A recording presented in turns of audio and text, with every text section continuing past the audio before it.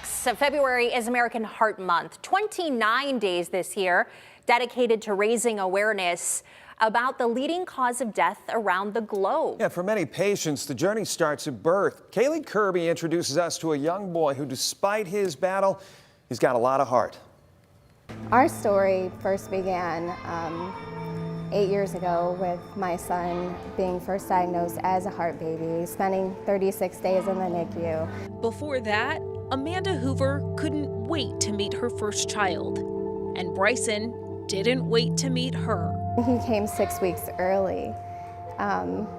Very easy natural labor, and then once he got here, they couldn't get his oxygen sats up to where it needed to be, so they hand pumped oxygen into his face until the transfer team could come get him. After that, Hoover says life was a whirlwind.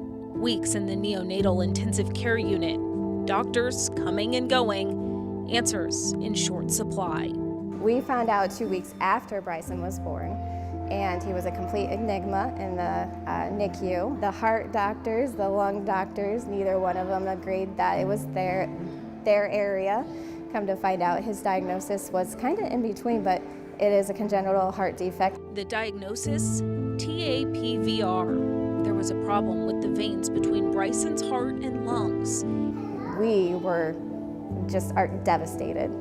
Surgery started, and the waiting began. The surgeon came to talk. He kind of came out from the door and was like, shook his head, and we're not done yet. Bryson needed another procedure. More time in the operating room, more waiting for Mom. You take away the worry for those children. I know he didn't have anything to worry about, but we did, so he just had to get better. In the end, my son was fully repaired, so there was nothing that I could have. Yeah. Come here, baby. Fully repaired. Now, 8 years later, you'd never know. Bryson and his mom meet each year with other heart families in Williams County. His journey and others commemorated. I hereby proclaim the week of February 7th through 14th of 2024 as Congenital Heart Defect Awareness Week in Williams County, Ohio. But the story doesn't end there.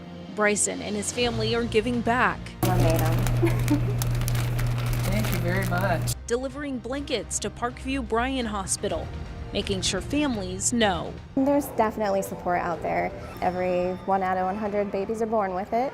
1 out of 100 kids born with a congenital heart defect.